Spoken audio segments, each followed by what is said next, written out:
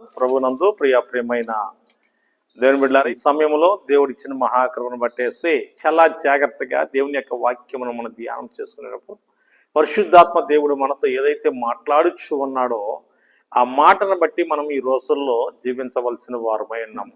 అక్కడ రాయబడిన ప్రకారం మనం చూసినట్లయితే ఒకసారి చదువుకుందాము. సామెతల గ్రంథము 28వ అధ్యాయం 27వ వచనంలో ఏమని రాయబడిందంటే,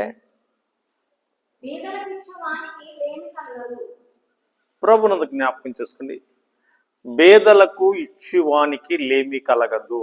ఇక్కడ బైబిల్ గ్రంథములో ఈ మాటను మనము చూసినట్లయితే కొత్త నిబంధన గ్రంథంలో అపోస్తుల కార్యంలో 10వ అధ్యాయంలో కొర్నేలు అనే ఒక వ్యక్తి ఉంటాడు. ఆ వ్యక్తిని మనం జ్ఞాపకం చేసుకున్నట్లయితే ఆయన ఇటలీ పట్టణమునకు శతాధిపతిగా ఉండి ఆ ప్రాంతంలో ఉన్న ప్రజలను ఆయన ప్రేమించి ఆయనకు కలిగినదంతా కూడా పేదలకి పంచిపెట్టేవాడు. కనుక ఆ ప్రాంతంలో ఆయనను దేవుడు దర్శించి తనను, తన కుటుంబమును, తన రాజ్యాన్ని దేవుడు గొప్ప ఆశీర్వాదకరంగా ఉంచినట్లుగా మనం చూస్తూ ఉంటాం. ఈ రోజుల్లో ప్రభు జ్ఞాపకం చేసుకోండి, మనము పేదవారిని ఏమైనా చూస్తున్నప్పుడు వారి పైన జాలి కలిగి, ప్రేమ కలిగి వారికి మనము సహాయము చేసేవారిగా ఉండాలి. ఈ రోజుల్లో మానవులు ఎలా ఉన్నారు అంటే స్వార్థముతో జీవిస్తూ ఉన్నారు. ఈ స్వార్థంతో జీవించడం వలన ఏం జరుగుతుందంటే పేదలైన వారిని కనికరము చూపించలేక ఇంకనూ వారి పట్ల అమౌర్షముగా ప్రవర్తించి వారి కష్టాన్ని దోచుకునేవారిగా అనేకులుగా మనం కనబడుతూ ఉన్నాం. పిల్లల జ్ఞాపకం చేసుకోండి,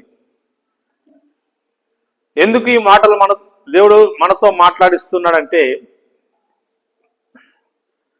మనము దేవుని యొక్క సన్నిధిలో ఉన్నప్పుడు మనకు ఎదురుపడిన పేదవారు ఎవరైనా సరే ప్రభు దృష్టిలో వారు గొప్ప ధనికులుగా నిలబడుతూ ఉంటారు. అందుకని మనము ఏ పిల్లవాడికైతే మనం సహాయం చేస్తామో అతని ద్వారా మనకి గొప్ప ఆశీర్వాదము కలుగుచు ఉన్నది. అందుకనే ఇక్కడ మాట మనం చూసినట్లు జ్ఞాపకం చేసుకోండి, ఏమన్నాడంటే పేదలకు ఇచ్చేవాడు లేమి కలగదు. అంటే పేదవాడికి ఇచ్చేవానికి లేమి అనేది కలగదంట. రెండవది, ఇక్కడ పేదలను కనుకరించేవాడు యెహోవాకు అప్పిచ్చువాడాయను.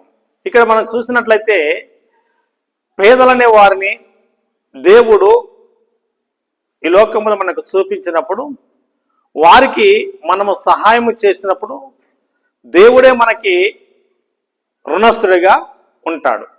కనుక మనము దేవుడు మనకి రుణపడి ఉంటాడు కనుక ఆయన మన రుణాన్ని, అంటే రుణం అంటే ఏంటి, మనం ఎవరినైతే పేదలైన వారిని మనం ప్రేమిస్తూ వారికి సహాయం చేస్తూ ఉంటామో, వారిని ప్రేమిస్తూ ఉంటాం, వారి పట్ల కనికరము చూపిస్తూ ఉన్నాం, వారికి మనకున్న దాంట్లోనే మనము సహాయం చేస్తున్నామో దేవుడు మనము చేసిన సహాయాన్ని బట్టి, మనము చూపించిన ప్రేమను బట్టి, మనం చూపించిన ఆ కృపను బట్టేసి దేవుడు మనకి సహాయము చేస్తూ ఉంటాడంట.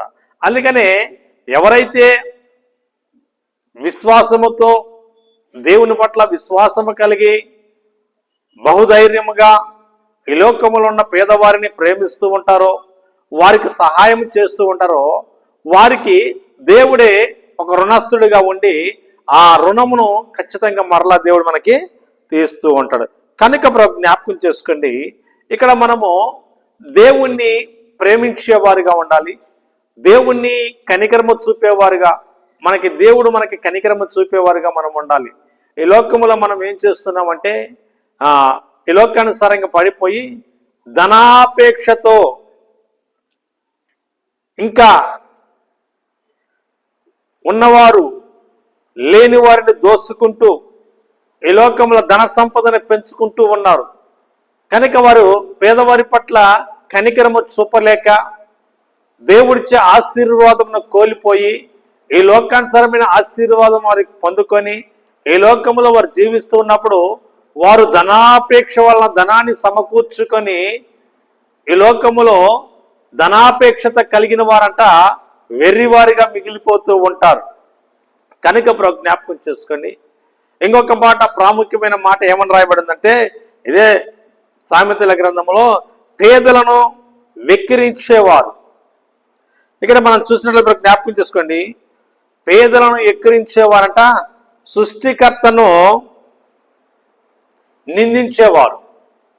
జ్ఞాపకం చేసుకోండి, ఎవరైతే పేదవారిని చూసి ఎగతాళి చేస్తూ ఉంటారో, నిన్ను సృష్టించిన నీ దేవుణ్ణి నువ్వు ఎక్కిరిస్తూ ఉన్నావు. ఎందుకంటే పుడతానే వాడు పేదవాడిగా పుట్టాడు, పుడతానే నేను ధనవంతుడిగా పుట్టి ఉన్నాను అనేసి ఈ ధనవంతులైన వారు ఏం చేస్తామంటే పేదవారిని చూసి వెక్కిరిస్తూ ఉంటారు. అప్పుడు సృష్టికర్తను మనము వెక్కిరించిన వారు అవుతాం. అయితే జ్ఞాపకం చేసుకోండి, దేవుడు భేదము చూపించలేదు, భేదాభిప్రాయములు ఆయన కలిగి లేడు. మనమే భేదములు చూపిస్తూ భేదాభిప్రాయము కలిగి దేవుడు మనకిచ్చిన దానిని నిరుపేదలకు, అంటే ఈ లోకములో ఉన్న పేదమైన వారికి మనము సహాయము చేయలేక ఈ లోకంలో పడిపోతున్నాం. ఎంతసేపటికి నా ప్రాణమా తినుము తాగుము సుఖించుము అనే విధానములనే మనము ఈ లోకములో మనం ముందుకు నడుస్తున్నాం. కానీ మన పక్కనున్న నిరుపేదలను, పేదవారినైనా వారి పేదైన ప్రజలు మనము ప్రేమించి వారికి తగిన సహాయము మనము చేయలేకపోతున్నాం. అందుకని బైబిల్ గ్రంథం మాట కనబడుతున్న జ్ఞాపకం చేసుకోండి, నీకు ఎవరైనా వస్త్రహీనులు కనబడినప్పుడు నీ దగ్గర ఉన్న కొన్ని వస్త్రాలు అతనికి ఇవ్వాలట. ఎవరైనా నీ దగ్గరికి వచ్చినప్పుడు వారు అక్కర కొలది వారి ఆహారం పెట్టి వారికి ఆకలి తీర్చాలంట. ఎవరైనా వారి అవసరం కొలది నీ దగ్గరికి వచ్చినప్పుడు వారు అక్కర కొలది నీ దగ్గర ఉన్నది వారికి పంచిపెట్టవాలని యేసుక్రీస్తు కొత్త నిబంధన గ్రంథంలో మనతో మాట్లాడుతూ ఉంటాడు. పురులకు జ్ఞాపకం చేసుకోండి, ఆయన చూపించిన ప్రేమ కనికిరము ఎలా ఉందంటే, పేదవారికి సహాయం చేశాడు, ఆకలిగొని వారికి ఆహారం ఇచ్చాడు, వస్త్రహీనులకు వస్త్రాలు ఇచ్చాడు, దరిద్రులైన వారిని ప్రేమించి తన చెంత చేర్చుకొని వారికి ఒక ఉన్నతమైన కృపను దేవుడు చూపించాడు. అదే ప్రేమను నువ్వు ఈ లోకములో చూపించినట్లయితే ఖచ్చితంగా నీవు దేవుని చేత దీవించబడిన వాడు అవుతాం. లేదా నీవు అదే పేదలను వెక్కిరించిన వాడు అయితే నీ సృష్టికర్తను నీవు ఏం చేసినావు, నీ సృష్టికర్తను నీవు నిందించిన వాడు అవుతావు. కనుక జ్ఞాపకం చేసుకోండి, మనము దేవుని నిందించేవారిగా ఉండక, దేవుని అవమానపరిచేవారు ఉండక, పేదలను కనికరించి పేదలను కటాక్షించి వారి యొక్క ప్రేమను మనం పొందుకొని ఈ లోకములో దేవుని నామాన్ని గణపరిచేవారిగా మనము ఉండవలసిన వారు. ఇంకొక జ్ఞాపకం చేసుకోండి, చివరిగా ఒక మాట చెప్పి నేను ముగిస్తాను. ఇక్కడ ఏమని రాయబడిందంటే, పేదలైన వారిని సేదపరచువాడు కొత్త భూమిని విస్తారమైన పంటను సమకూర్చుకుంటాడంట. ఎవరైతే పేదవారిని సేదపరుస్తారో వారు కొత్త భూమిలో, అంటే ఇప్పటి వరకు పాడుబడిన దున్నన భూమిని మీరు దున్ని దాంట్లో విస్తారమైన పంటను మీరు కోస్తూ ఉంటారంట. కారణం ఏంటి తెలుసా? నీవు పేదవారిని సేదపరిచి, అంటే వారిని దగ్గర తీర్చి వారికి సహాయం చేసినప్పుడు నీవు గొప్ప ఆశీర్వాదము పొందుకుంటావు. అందుకని జ్ఞాపకం, నువ్వేం చేయాలి, కొత్త భూమిలో విస్తారమైన ఫలములు నువ్వు పొందుకుంటావు. కనుక నీవు నీ కంటికి ఎవరైనా పేదవారు కనబడినప్పుడు వారికి తగిన సహాయము చేయి. అప్పుడు దేవుడు నీ జీవితంలో గొప్ప ఆశీర్వాదం నీకు అనుగ్రహించబడుతూ ఉంటుంది. దేవుడు ఇటు మాటలో దీవించి ఆశీర్వదించును గాక. ఆమేన్, ఆమేన్, హల్లెలూయా.